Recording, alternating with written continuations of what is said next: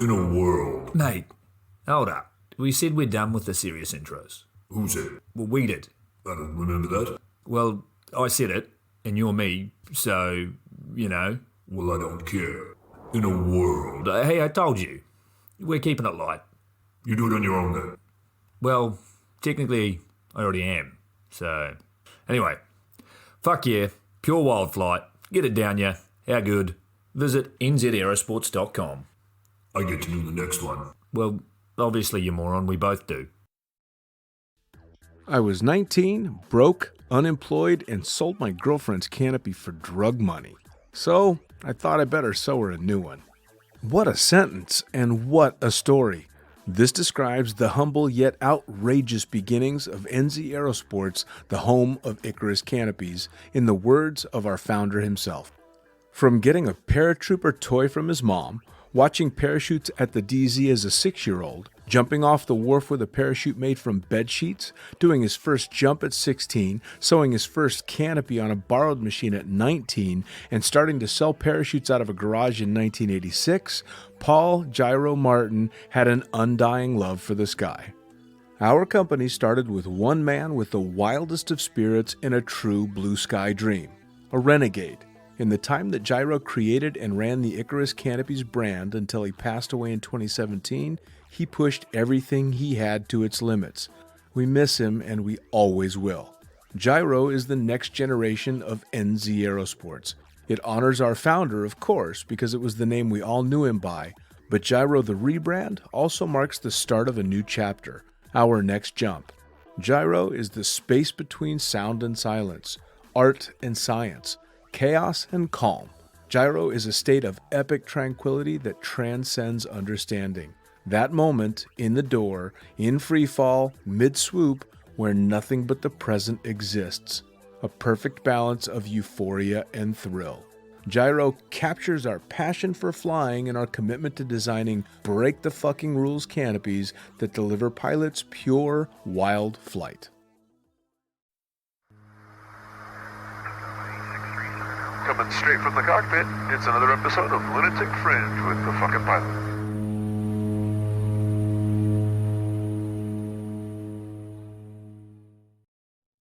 Ready, set, go! Back in the can for another edition of Lunatic Fringe Into the Void in a face I've not seen in a long time, and one it took a little while to get us connected, but we're here now. So tell me, who the fuck are you and what do you do?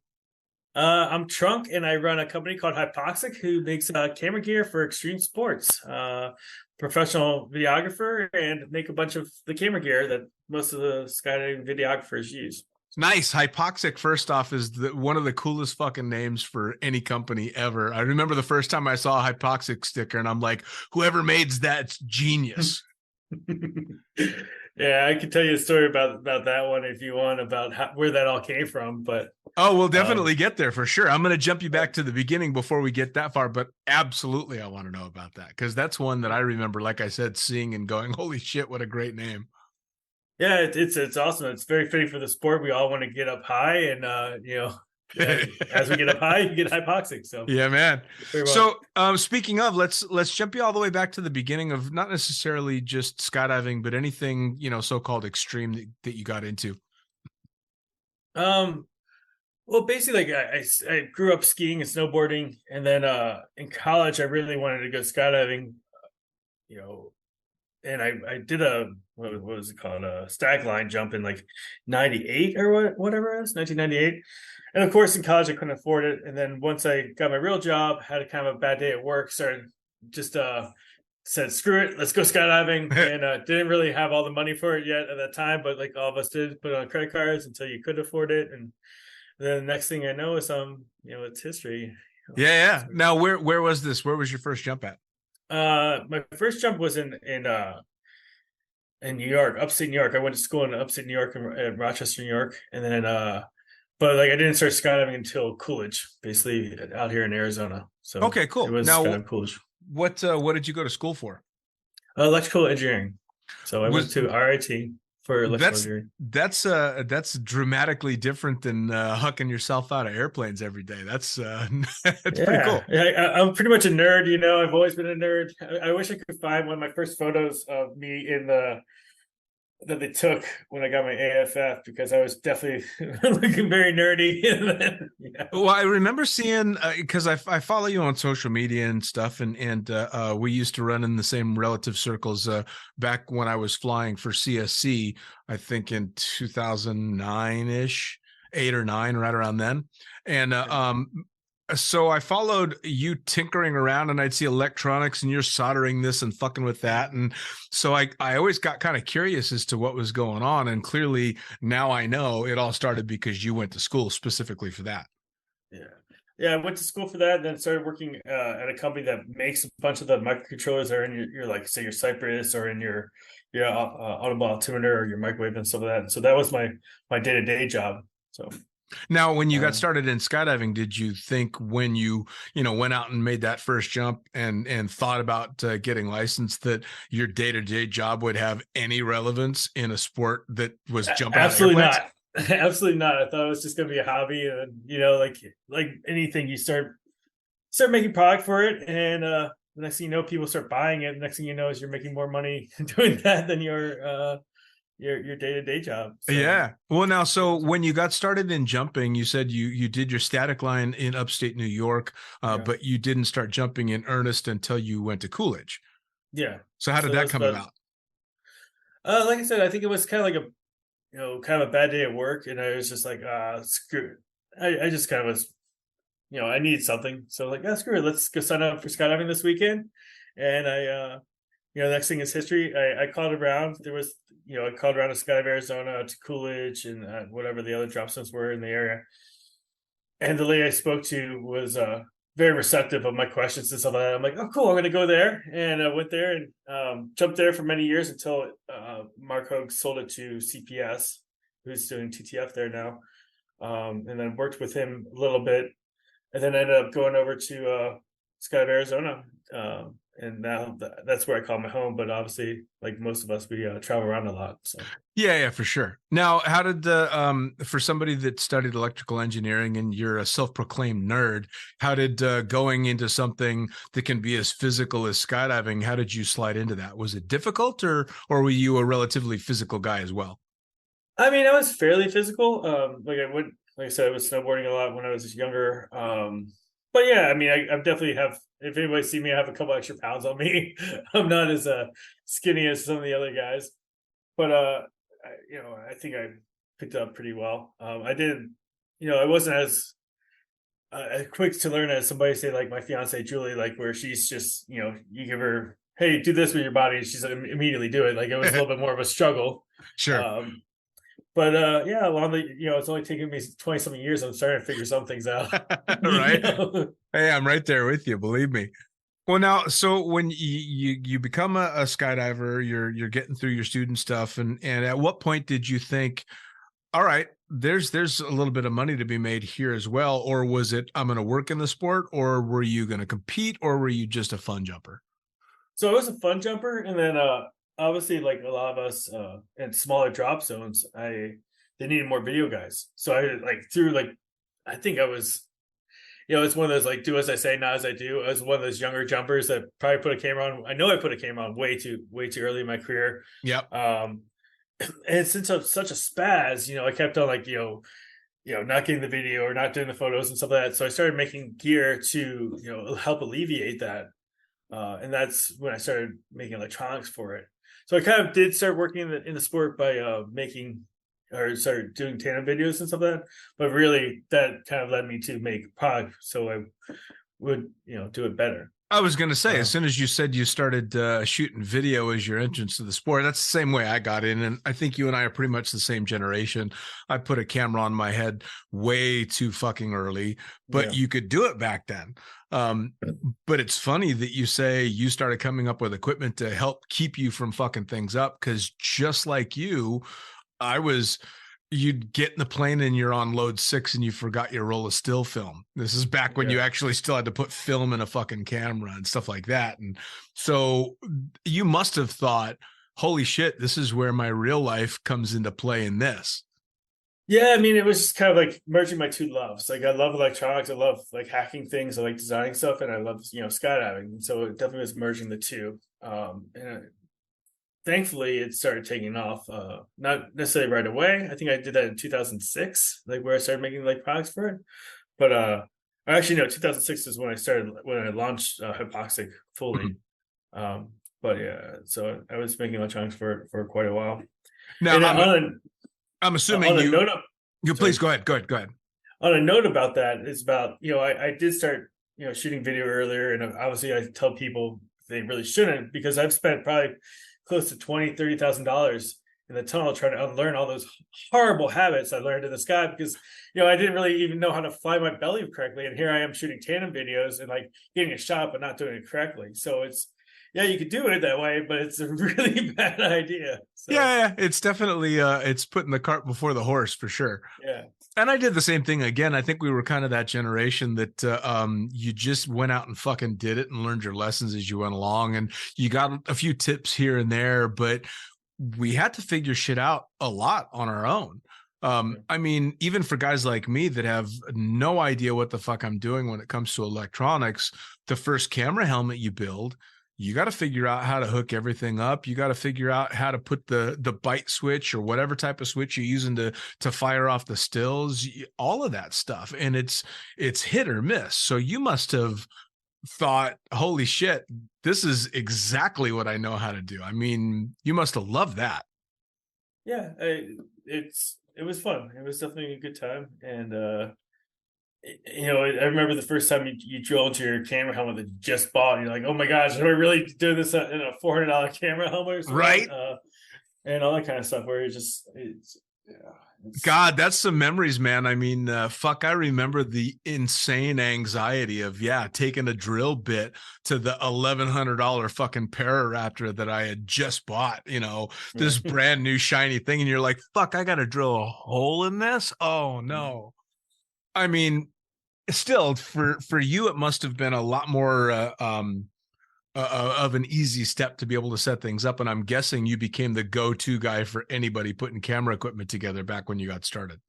Yeah. I mean, I started, people, even before I could fly properly, people always came to me. So that was the thing. It's like, I feel like I'm the opposite of most people, where people came to me about, the gear and stuff like that. And it took me many, many years to like, be able to fly correctly and get the shot that I want and produce a product that I think is it's good. It's getting published all the time and some of that. So. Sure. Well, now, as you obviously you continued on and you continued to do this stuff for yourself and help those around you, but like you said, you eventually ended up doing enough that you decided to launch a company. So first off, tell me how you came up with where did the decision come to actually start putting it together as a company? And then, of course, where did the name come from? Well, I mean, I think it was a pretty easy thing. I started making the little indicator lights that were just back in the day. There used to be a company called Cami that made, the indicator light and the push button. Yeah. But the push button was a little bit, it was kind of redundant. Like you had the push button on your camera that you could just flip back and hit record. Yeah. And so I was like, I'm just gonna make a dummy light. It was pretty easy. So I started making that, started selling that. And I'm like, I should do this right. I should make a company, And so that was pretty easy to do. It wasn't everything about Hypoxic was always kind of like, I guess I'll do this. Never was like, let's plan everything out type of thing. It's kind of like the normal, like how everything I do in my life, where it's just like, okay, well, actually I do plan out some things, but it kind of just flowed. It wasn't like woke up one day, hey, I'm going to start a company. It's just kind of like, I guess I'll try this, what I got to lose.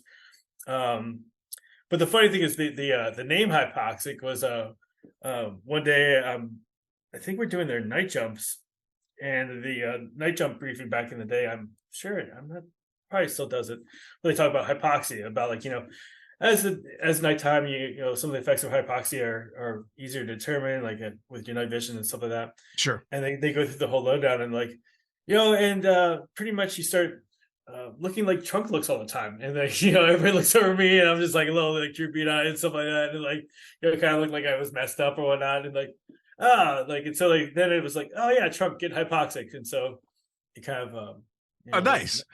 Well, so when your paths crossed with mine, we were both at CSC. I think you were, I don't know if you were running around doing boogie stuff or you were living in Chicago area at the time, or I think.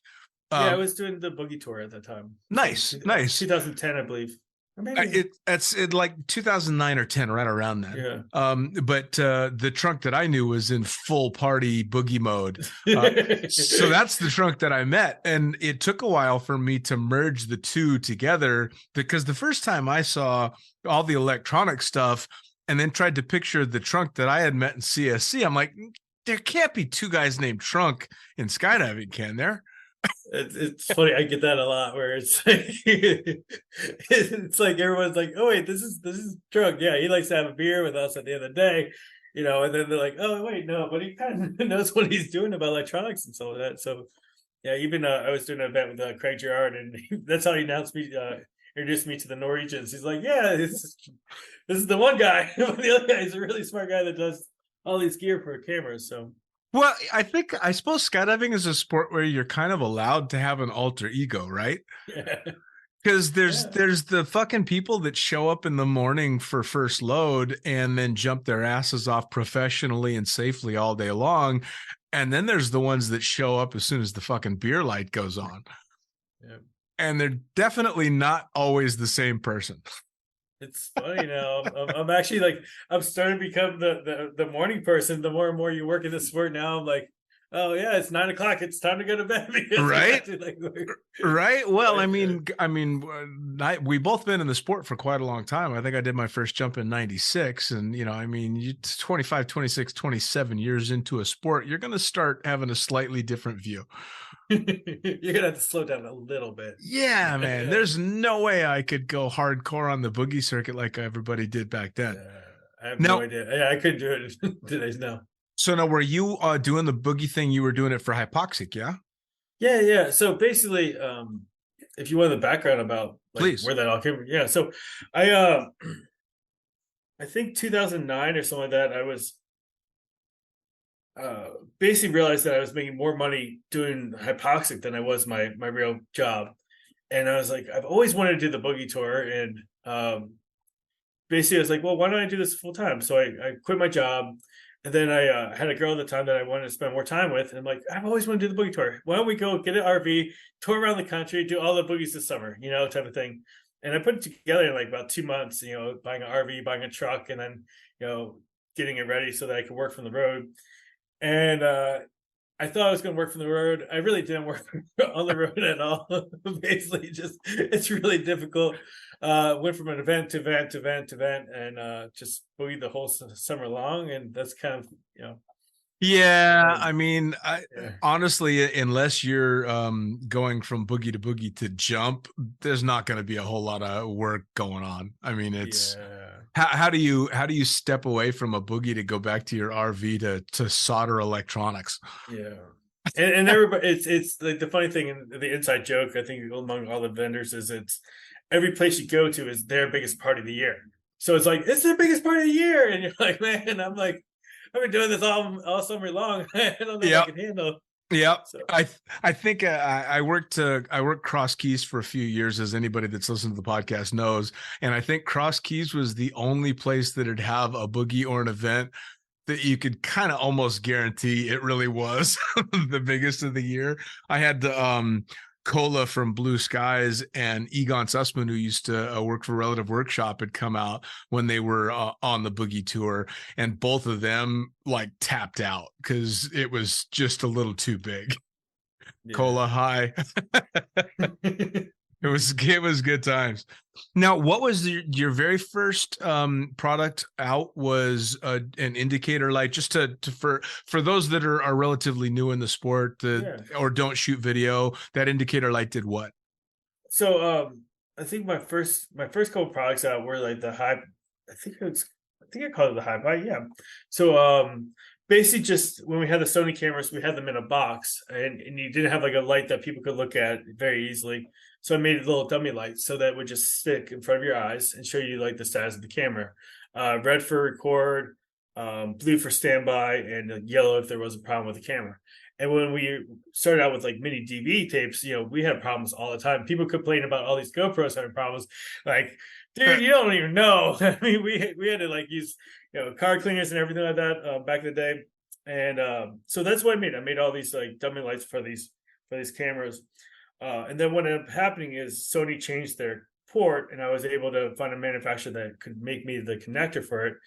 And then I made those the indicators for the brand new Sonys. And before GoPros, everybody had to jump these big cameras, and a lot of people did. Like a lot of free flyers did. So everybody was jumping these, and they all needed my indicator lights. Yeah. And so obviously, like I made it. I had a contract manufacturer that could produce them for me, and I sold a lot of them. I sold them enough to quit my day job, pretty much, and what we call living the dream. Do the boogie tour and stuff like that. I mean, it really is, right? I mean, to be able to come up with a product that drew from your day-to-day life that allowed you the ability to go enjoy the irresponsible life of a fucking boogie guy is kind of fucking cool.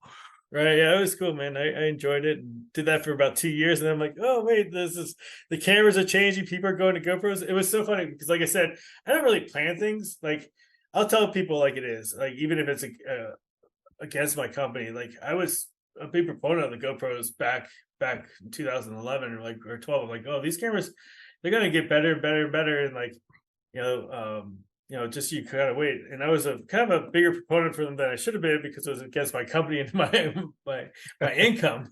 Right. But eventually people started going to GoPros, so I had to start creating stuff for them.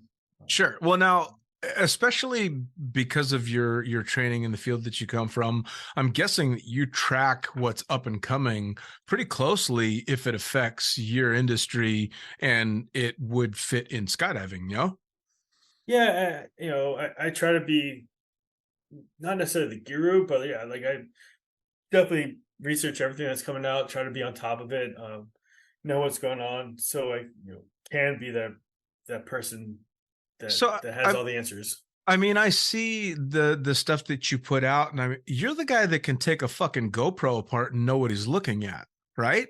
Yeah, GoPro sometimes likes me, sometimes doesn't, but yeah, I'm one of the few people that kind of know their insides in and out.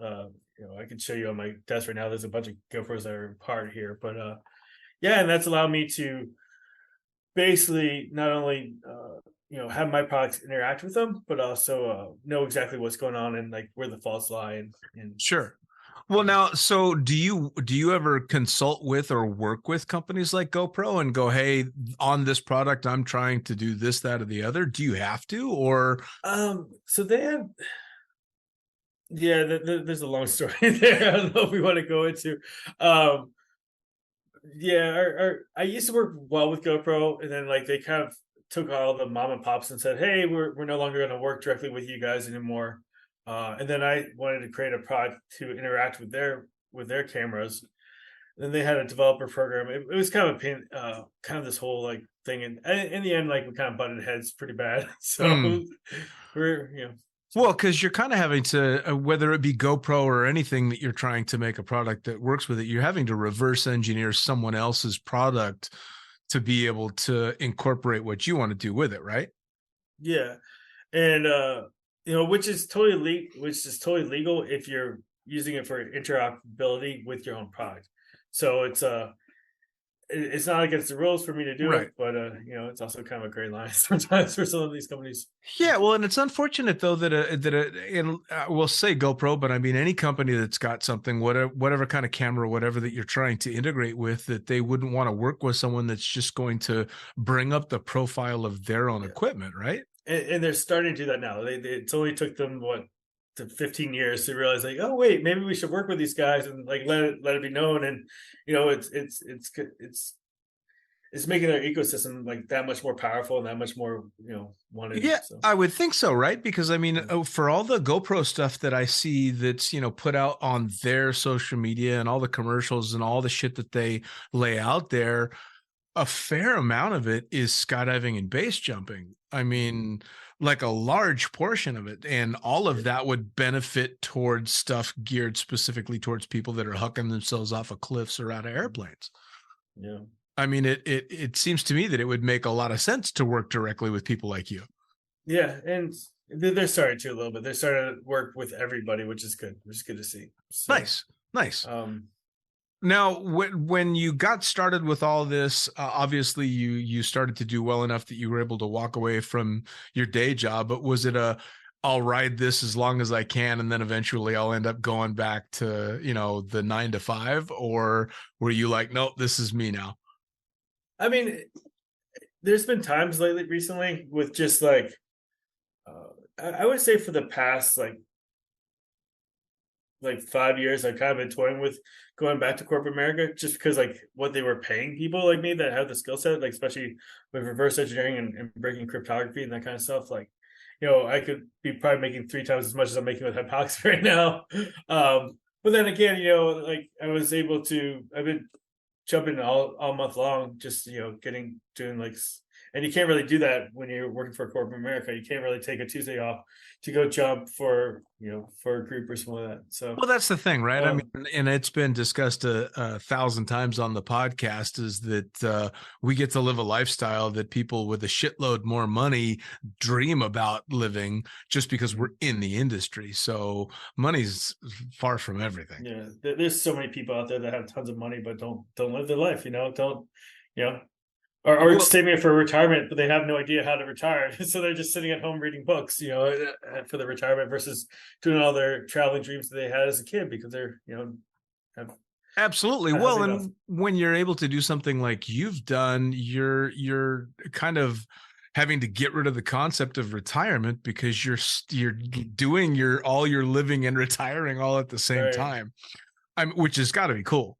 Now, I always say that I retired. I always say that I retired when I was young. I did the boogie tour. I did all that stuff. I enjoyed my life. I'm still enjoying my life, but I did all that retirement stuff when I was super young. Did my dream, of doing the boogie tour, and now I could kind of work and slow it down a little bit. Sure. Now, what did the family think of all this stuff when it turned into skydiving? When you went from this, the path that we were all fucking told we were supposed to take, and all of a sudden now you're jumping out of airplanes?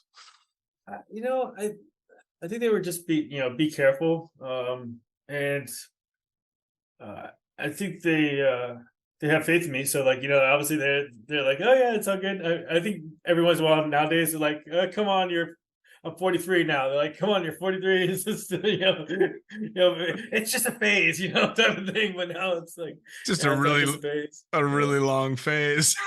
Hey, believe me, I'm exactly the same way. I just managed to make a phase pay for, it got me through.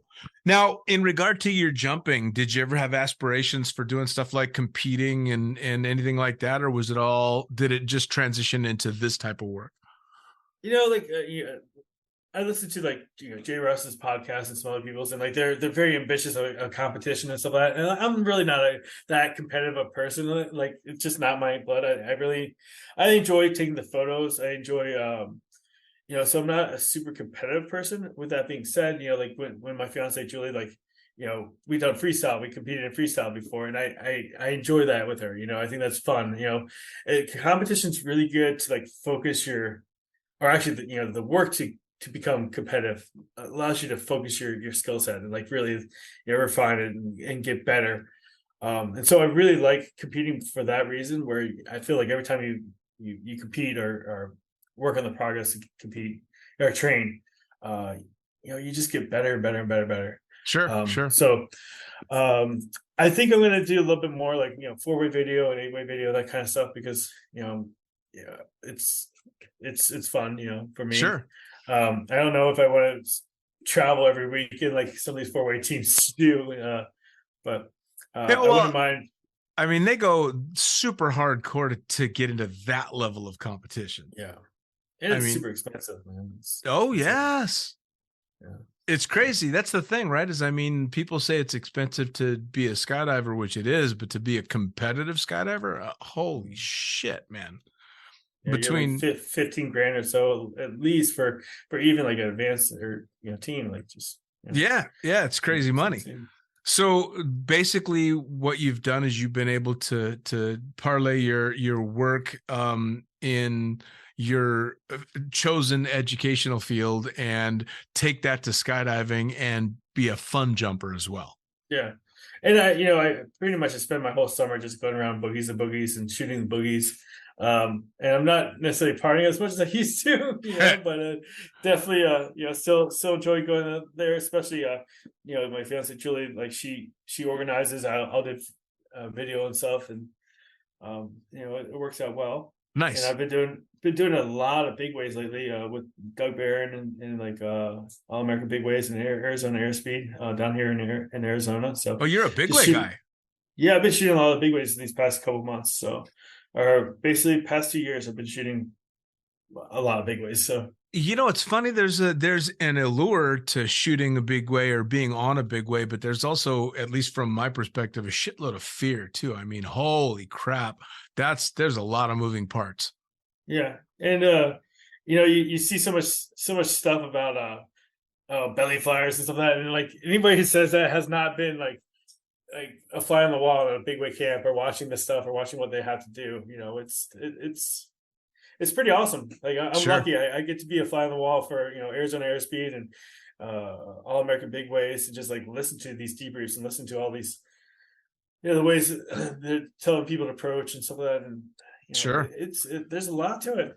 There's a ton to it. Did you ever find that your experience in being able to do stuff like set up camera helmets and give tips to experienced jumpers on how to do the electronics and all this got you in a position where you were over your head jumping because they assumed anybody that knew that much about, camera equipment and all that shit must absolutely know his way around the sky? I mean, not really. Ebbs, like my skill levels goes like, I've been like all of us, we've been jumping for so long, like sometimes you're not as current as you should be, for some Right. of these things. But I think I can handle pretty much any type of skydive, like, well, not necessarily angles, but like, like basically like all the all the bigger ways, stuff like that. From head up and Sure. head flying. But yeah, I think when I first started out, like there was some times where, oh yeah, let's have you actually fly in your belly. I'm like, ooh, how do we do this without wings? I have no Right. idea. All right. I always used to find that because I was a tandem rat, man. I was hauling meat from almost the beginning, and people would ask how many jumps I had, and I'd have 11,000 jumps at the time, and they'd assume somebody with that many jumps must be able to fly in any type of way. And I found myself on jumps more than a few times where I'm like, oh no, guys, I just threw drogues. yeah, no, I'm not that guy. Yeah, as long as some video of them, I'm fine. I don't know if you want me to touch people. I don't know if I know how to do that, but Well, I was just like you, right? I mean, I started shooting videos so early that I think the first time I ever saw somebody had shot outside video of me, the first time I ever saw myself flying, shooting a video, I was like, what the fuck am I doing? right. Because it's just in these bizarre body positions and doing whatever you got to do to get the shot. And you look at your video and you're like, all right, it's a great video, but holy shit, what am I doing? That's some strange flying. Man, I have my skills have just my flying in the past year from shooting all these big waves and having outside video of people. I'm constantly watching my exits like from the plane from the other videographer. I'm like, oh cool, I should be doing that. Why am I doing that? And like just like I've gotten so much more refined, and like even the past 2 months, like it's pretty amazing. Like I've been in the sport 20 something years, and like now keep on learning. That's the cool thing about the sport, though, right? Is there's always something to learn. Yeah, I thought I knew how to fly, and I'm like, yeah, that's exactly like let's change this. Why am I doing that? Yeah. Well, I mean, I think skydiving, a lot like the electronics and stuff that we're using, evolves so quickly. I mean, the level of flying ability now, because of the tunnels and all of this stuff, is just, it's through the roof. I mean, the technology of the tunnel and then the technology of the canopies have taken the sport of skydiving to more than a few next levels. Yeah, absolutely. It's funny. Craig was working with Craig Gerard this past week, and he was pulling up videos from like a couple years ago. I'm like, oh my god, that looks awful. Like, how did you guys even see the grips back then? Like even. Yeah. Now, do you see anything on the horizon coming, technology wise, that skydivers are going to start being attracted to or putting use in? I think the big thing in the next couple of years is we're going to see a lot more people publishing in vertical video or actually recording in vertical video. I know all the older people are like, oh, you gotta be like landscape mode. You gotta like, people are gonna watch it on TV. And everybody's on their phone all day long watching footage and stuff like that. So I think the biggest thing is that our clients and customers are gonna be wanting, vertical footage for the social media. As far as technology, I mean, yeah, what I would like to see is just cameras being super reliable, and for some reason, cameras are still not great, like super reliable. I think a lot of it has to do with like the temperatures were changing up. Like if you're going very high at altitude, it gets cold up there, and the lithium ion batteries don't like it that much. Sure. But yeah, just It's reliable cameras and stuff. I think is what we want. So, Well, I mean, clearly the vertical video for the social media era that we're living in. I mean, just trying to produce, these reels and quick snippets. If it's been shot in landscape mode, it's almost fucking useless trying to get a reel out of it because it's zoomed in and it's all weird, and you yeah. have to format the living hell out of it. So I would have thought that stuff would have been coming along much sooner. Yeah, it's one of those things until people are explicit about it, which I was on a couple of forums. I'm seeing a lot more. I think we're gonna see it a lot more this season. But yeah, I'm like, hey, if you guys are not looking into this, pretty much, on the camera. Once again, we have a helicopter going over, but pretty much in all these social media groups and stuff like that, for camera flyers, I've been saying, hey, like guys, look into, or at least say that you can have vertical video as an option. Sure. I think you're going forward, people are gonna see what it does and hopefully start doing that. I'm waiting for the day that they say that they're releasing contact lenses that work as fucking cameras. Yeah. It's someday. Yeah, I mean they have the glasses that do it right now, but it's it all turns into you need a big lens to allow enough light in. Luckily our sensors are getting pretty sensitive, so Sure. It's kind of funny too, you being on the tech side of things. I'm sure you see that the pace has been quite fast, but for guys like me and you as well, that we're shooting with those massive old cameras that have neck and back problems from too many fucking hard openings and all this shit, man, it got small too damn late for us. Yeah, but our still cameras are still heavy. I have 3 cameras on my GoPro on my helmet right now. I have a primary, a secondary, basic GoPro in landscape mode, and then a vertical camera. And then I got my still camera. So those cameras weigh nothing. But my still camera, you're still not gonna, if you want really high quality stills, you're still gonna have some weight there just because of the size of the lens and like the glass that's in there. For sure. Unfortunately. And the nice thing about it, and like this is kind of like the unspoken rule, is like I love having light helmets, which is great, especially for openings, and hopefully all camera flyers that are jumping big cameras are flying really good opening canopies.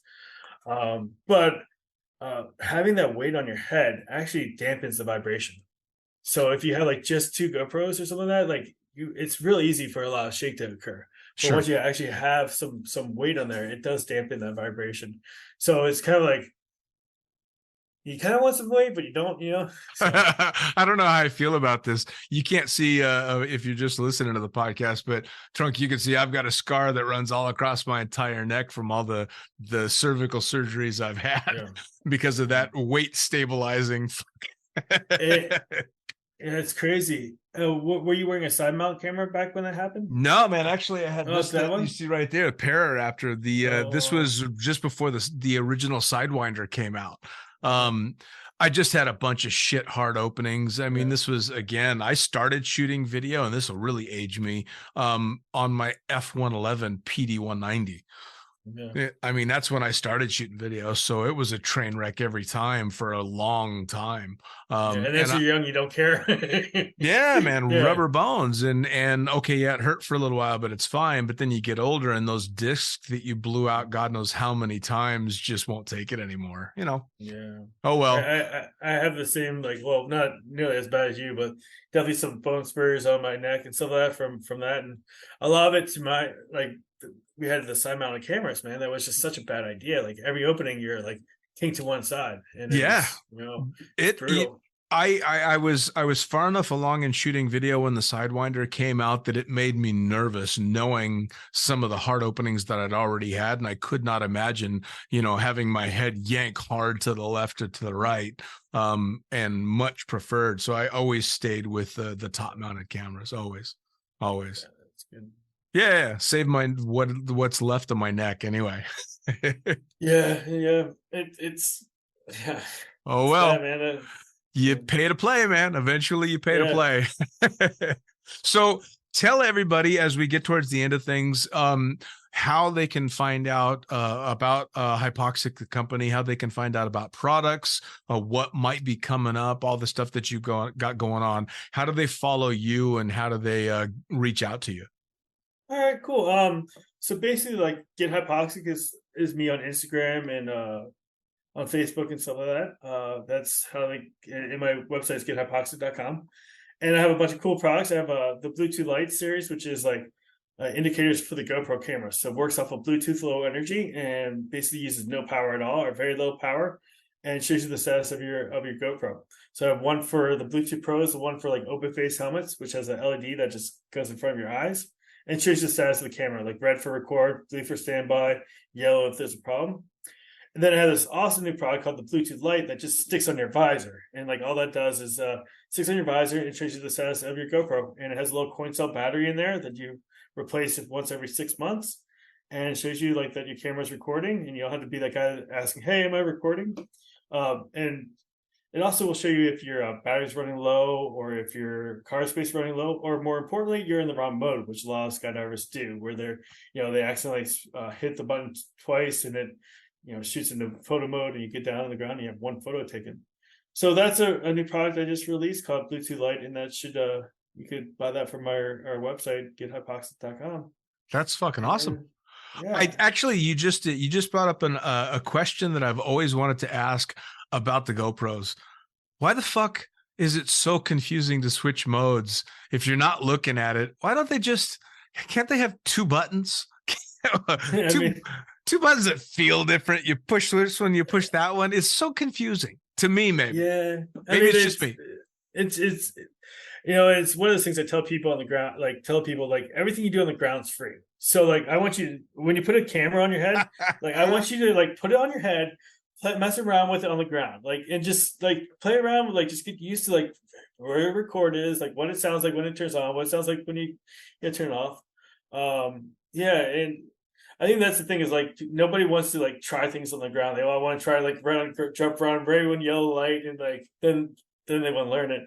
Especially Always. with like field of view training too. Like even when you're jumping video and stuff that are some of these smaller cameras, just put your helmet on, like watch the formation, see how far back you need to do. Now with all these GoPros having like live view, where you can actually watch it on your cell phone, walk around the formation with your helmet on your camera, looking through your viewfinder, looking through your ring sight, and just kind of get used to like how far or how close you need to be, how it looks in your ring sight, like all that stuff on the ground is free. Dude. That is the best saying ever. That's the first time I've ever heard anybody say that. Everything you do on the ground is free. I mean, well, now with $33 jump tickets, it's gotta be like this. Right? Yeah, man. You stuff it up nowadays and shit's it gets expensive. I mean, not that skydiving was ever cheap, but with lift tickets getting more expensive and all, hell yeah. That's good advice, man. That's damn good advice. Trunk, I tell you what, I cannot thank you enough. I know it's been tough to get things set up because you're traveling all the time and you're working your ass off, but I really appreciate you taking the time to sit down and tell me about everything. And everybody needs to go to Get Hypoxic and check out all the awesome products that you've got going on, and we'll see if we can't send a bunch of business your way. Well, thank you very much. Yeah, man. It's a great time talking to you, and I'm glad we did that. Yeah, man. You take care of yourself. You take care. Bye now. See ya. Well, there you have it. Another episode of the Lunatic Fringe podcast, brought to you as always by, well, wait, not as always, actually. Brought to you now by Gyro. Formerly known as NZ Aerosports, you'll head to gyro.com for their next level line of canopies. By Pussfoot, the Extreme Sports Collective. Head over to pussfoot.com to check it out.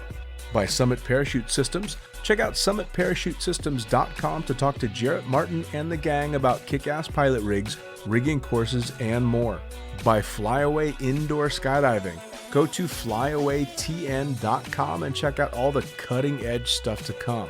By Pure Spectrum CBD. Head to purespectrumcbd.com to check out their wide range of CBD products. And as for us, head to the lunaticfringepodcast.com to listen to any of the hundreds of episodes currently available. Hit the link for our YouTube channel, pick up your copy of the Lunatic Fringe book or The Accidental Stripper, and get a sneak peek at upcoming guests. Once again, thanks for listening, and we'll see you next time.